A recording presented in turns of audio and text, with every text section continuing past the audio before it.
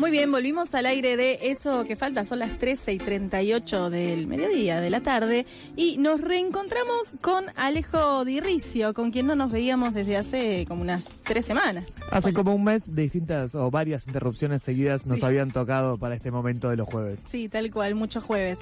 Y además pudiste estar una vez más con Mailu, por los viejos tiempos. Nos reencontramos con Mailu el martes, por los viejos tiempos, y nada, con buenas noticias al menos teníamos, o bueno, un mitad y mitad hubo. Sí, mitad y mitad. Bueno, hoy veremos cómo son las noticias, vamos a hablar del mega yacimiento de cobre descubierto en San Juan. Exactamente, el llamado yacimiento Filo del Sol, es como se llamaba uno de los proyectos que ya estaba arriba, digamos, en superficie. Lo que se descubre ahora es un yacimiento que, según la propia empresa, digamos, que es, me parece esto central en todo lo que vamos a hablar, es hasta ahora la única fuente fehaciente de información que estamos teniendo acerca de qué es lo que se descubrió, de qué es lo que planean hacer y cómo planean desarrollar o cómo planean avanzar sobre lo que se descubrió, que es yacimiento de cobre, pero también hay grandes cantidades de plata y de oro. Oro que, por supuesto, hemos abordado en el año pasado, habíamos discutido casi un programa entero sobre el oro, digamos, sobre el rol que tiene el imaginario del oro en Argentina y en Latinoamérica toda. Nos remontamos incluso a las visiones eldoradistas, digamos, de los europeos llegando a este continente pensando que iban a encontrar una ciudad de oro y pensando que para encontrar esa ciudad de oro básicamente se podían llevar todo puesto, digamos, ¿no? Cómo eso va cambiando a lo largo de los siglos y cómo incluso está como... Hay un intento de venta de esa génesis en lo que es la identidad nacional. Me refiero al nombre de Argentina, que viene de Argentum, que significa plata, y me refiero, por supuesto, al Río de la Plata, que si bien es un río que tiene un protagonismo enorme en términos geopolíticos, es un río que tiene muy poca longitud en comparación con lo que tienen otros grandes ríos de nuestro país, y específicamente que se entendía en ese momento el Río de la Plata como la apertura hacia las tierras de la Plata, ¿no? El virreinato del Río de la Plata también era que ese nodo geopolítico entre el río Uruguay y el río Paraná te lo abría, y a través del Río de la Plata vos llegabas a Potosí, pero también llegabas al sur de Brasil, donde también se estaban buscando, digamos, grandes yacimientos mineros, y que sin embargo la realidad es que hasta los 90 más o menos no había habido grandes avances de la megaminería en territorio nacional, digamos, ¿no? Argentina no se caracterizaba por ser un país extremadamente... en el cual la minería tuviera el peso que se decía tener en el ethos de la nación. Pero, sin embargo, este yacimiento, que es, y lo que quería un poco subrayar, es cómo puede modificar o qué puede abrir a que cambie la dinámica, no solamente en San Juan, sino tal vez del sector minero argentino, si las predicciones se cumplen de acuerdo a lo que está diciendo la empresa. Cuando me refiero a la empresa, en realidad son dos empresas, porque esto es como le dicen, el joint venture, si lo pronuncio como puedo, digamos, pero en realidad quiere decir a la unión de dos empresas. Es Lundin Mining Corporation, que es una compañía canadiense, y BHP, que es una multinacional minera que tiene sede en Australia, digamos, ¿no? Las dos juntas, para unirse, le pusieron Vicuña al proyecto, a la corporación, digamos, que las une. Qué latinoamericano. Muy latinoamericano y muy del ambiente. Claro. Viste que siempre como y Filo del Sol se llama este proyecto, ¿no? Poético. Muy poético. Pero sí hay algo que es verdad, que estamos hablando de una zona que está a más de 3.800 metros de altura, al mínimo hasta 4.200, o sea, está en el medio de la cordillera. Y de hecho lo que se descubre comparte un pedazo con Chile, digamos. Cuando decimos yacimiento, lo que también como un poco explorando y por métodos de ondas, de sondas y de evaluación de la Tierra, hay como un gran volumen abajo de la Tierra en donde descubren estas concentraciones de todo. Pero tienen que arrancar desde la superficie, o sea, lo que buscan es arrancar desde la superficie, y por eso también se habla de la minería a cielo abierto, porque lo que van haciendo es volar, o sea, explotar, dinamitar, minar, y también con grandes topadoras, digamos, van sacando capas de tierra hasta llegar a las partes que tienen concentración de minerales. Claro. Por eso, y esto después incluso para destilar los minerales y para separarlos y poder extraerlos, es el momento más peligroso en términos ambientales, donde se usan enormes cantidades de agua, enormes cantidades de energía se usan en todo este proceso. Y también, se usa muy poca mano de obra hoy en día, pero por eso se dice que estos proyectos son energívoros en torno a que la cantidad de energía que consumen, la minera, la lumbrera en Catamarca en un momento consumía más que todo el resto de la población provincial, por ejemplo. Okay. Y eso ni siquiera era un proyecto tan grande como este que dicen que descubrieron ahora, ¿no? Un poco la pregunta o lo que un par de líneas, digamos, para poder empezar a pensar cómo va a cambiar esto la dinámica en San Juan, si esto realmente se desarrolla. Como decía, está a 4.000 metros y está a 250 kilómetros de la ciudad más cercana.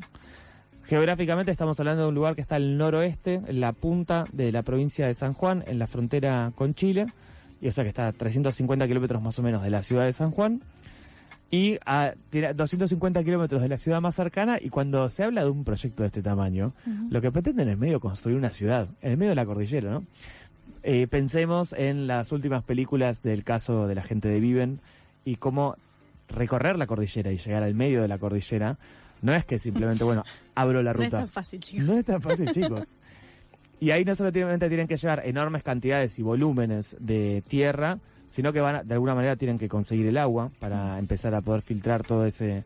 Y eso es lo que pone prácticamente en peligro el suministro de agua de los acuíferos, o sea, de las zonas subterráneas, y lo que tiene un enorme peligro de contaminación, porque después el agua que filtran, si bien hay parte de eso que reusan, digamos, y eso se ha modificado en la industria, un poco cada vez más están reusando agua, corre un enorme riesgo y lo que termina pasando es que se contaminan las napas, como ya vimos que pasó muchas veces con impunidad en nuestro país, digamos, ¿no? Todavía la gente de Hacha le está reclamando y hay una causa que está frenada, digamos, en este momento en el Poder Judicial por reclamar justicia por las contaminaciones que se habían realizado en sus localidades, digamos. El rol... otra nota, digamos, que podemos tomar al respecto, otro eje, digamos, para pensar esto, el cobre hoy en día acá está posicionándose cada vez más fuerte como uno de los minerales más valorados para la transición energética, digamos, ¿no? Entonces, se habla hoy en día también de los complejos mineraloenergéticos. Upa. O sea, porque antes... A ver, contame un poco más de eso, por favor. Antes, para conseguir energía, o sea, buscabas petróleo, antes y todavía hoy, ¿no? Sí. Petróleo y gas, tenés como unas ciertas fuentes, y a través de esas fuentes vos directamente consumiéndolas, o sea, como ese insumo, tenías generado esa energía, ¿no? Hoy en día, las energías renovables, vos no necesitas conseguir el viento, ni conseguir el sol de alguna manera, sí necesitas la materialidad, o sea, los materiales para armar los generadores eólicos y los paneles solares como las dos principales donde más avanzan las energías renovables. Los generadores eólicos están casi hechos en su totalidad de grandes rollos de cobre, digamos, ¿no? Entonces hoy tu insumo para la transición energética deja de ser lo que consumís y es con qué armas el dispositivo que genera. El cobre es uno de los principales. Perfecto. Tenemos el cobre y tenemos después una serie de minerales raros, digamos, que hace poco Daniel Haddad parece que se está metiendo en el mundo de los minerales raros y anduvo comentando también cosas. Bueno. Pero solamente lo hago referencia a esto porque se va mezclando los complejos, digamos, que antes estaban súper separados, energía y minerales. Hoy en día se habla de un complejo porque se integra a lo largo de la cadena. Y les integra un poco a lo largo de la cadena también cómo van asociándose en distintos lugares. Asociados a Vicuña, hoy en día está el proyecto de la lumbrera, digamos, también la zona de la lumbrera, y lo que se intenta es que esas rutas y esa energía que involucra llevar líneas de alta tensión hasta el medio de la cordillera, como compartir un poco lo que es la infraestructura y lo que hoy se anunció, de nuevo solo lo sabemos de la voz de la minera, es que se van a usar las napas, o sea, van a llevar tubos hasta el fondo de la cordillera para sacar el agua, para usar ese agua, y no van a tocar, digamos, de alguna manera las cuencas de las cuales depende hoy en día la población de San Juan. Ok. Decís que lo van a llevar a cabo eso, que es así. Eso dijeron, porque de nuevo, uno, eso quería también hacer referencia, digamos, como el rol, o sea, cómo impacta esto en San Juan y qué rol va a empezar a tener este gran complejo mineral en la política sanjuanina. Y cómo se hace, cómo hay una enorme presión de repente que se empieza, de repente no, digamos, ¿no? Se construye con los años, pero una enorme presión y un enorme protagonismo en lograr que los gobiernos locales actúen como aliados y actúen como garantes en la extracción en este caso de cobre o de plata, ¿no? Y cómo van a empezar a aparecer quienes digan que todo esto es por la transición energética. En este caso todavía no pasó, pero puedo apostar plata fuerte a que dentro de las próximas semanas vamos a escuchar a funcionarios locales de San Juan apoyando la transición energética, ¿no? Diciendo que esto es por la transición, que esto es la lucha contra el cambio climático, que esto es que las petroleras son el enemigo y que este tipo de proyectos son lo que permite hacer la transición hacia un mundo más verde, digamos, ¿no? Porque es lo que viene sucediendo en muchos proyectos que involucran enormes daños ambientales, pero que al mismo tiempo pueden estar enmarcados dentro de formas coloniales de luchar contra la crisis climática. Y acá aprovecho, digamos, como algo que esto que siempre hacemos, de buscar algo como más de trasfondo, de que en torno a este debate, muchas veces se usa crisis climática o cambio climático como consecuencia ambiental, ¿no? Crisis climática y crisis ambiental aparecen como términos más o menos intercambiables dentro del ámbito de discusión pública. Sí. Y este tipo de proyectos, por ejemplo, tienen enormes afectaciones ambientales, hídricas, contaminación a las napas, y, por ejemplo, pueden llegar a ser integrados dentro de los planes climáticos de los organismos internacionales y de las empresas privadas, digamos, ¿no? Pero porque también hay que a veces complejizar un poco en esto es una energía buena, esto es una energía mala, los molinos no tienen impacto. Hay un trasfondo de la materialidad que aparece, digamos, y después hay el hecho de que las alianzas con los poderes locales, digamos, ¿no? Como no está tan poblado en la zona, probablemente no estemos ante lo que sea un conflicto minero o un conflicto de tensiones mineras como sí vimos a lo largo de la cordillera en los últimos años. Claro, perfecto. Bueno, veremos cómo sigue. Me voy a acordar de vos si empiezo a escuchar funcionarios apoyar el proyecto. De hecho, solamente mencionarlos, sí. Ya los dos grandes que salieron a festejar, Pablo Kirno, el secretario de Finanzas de la Nación, y el mismísimo Toto Caputo fue anunció en simultáneo, media hora después que la compañía, por lo cual le digo, podemos claramente entender que ya estaba charlado, digamos, con el gobierno, y que habla también de una alianza a nivel nacional, porque a nivel nacional se les había garantizado que si armaban esta unión entre las empresas podían entrar al RIGI. Claro, bueno, el RIGI es otro tema que por ahí deberíamos desarrollar en otro momento, ¿no? Como ahora San Juan y bueno, acá estamos también, vamos a estar mucho más en boga con esta situación con respecto al RIGI, con las inversiones de empresas internacionales, porque además por todo lo que tienen pensado, yo el otro día yo leía que esto es como un proyecto con 50 o 60 años.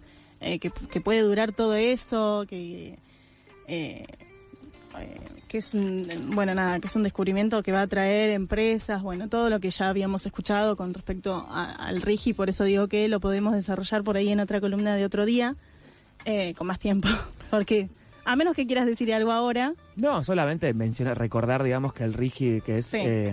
Es la forma en que el Estado Nacional está garantizando que estos grandes enclaves o grandes proyectos, o sea, habla de la alianza no entre poder local, pero sí habla de la alianza entre un modelo no le voy a decir de desarrollo, porque es un modelo de extracción de divisas para un sector privado, porque no se va a procesar esto, y que también habla de toda una visión mineral que tienen sobre los minerales. Voy a decirle el actual gobierno de La Libertad Avanza, y podemos pensar en Toto Caputo, que entró y lo primero que hizo el primer mes que está en el Banco Central fue reventar todas las reservas de oro, mandarlas afuera y conseguir liquidez en dólares para bancar la estructura económica que están intentando imponer, digamos. Claro. Ale, muchas gracias. Nos estamos quedando sin tiempo, pero nos vemos el jueves que viene. Nos vemos y nos escuchamos. Siento que vas a mencionar algo más de oro ahora en un rato. ¿Yo? Estoy tirando un spoiler de lo que viene. Sí, puede ser.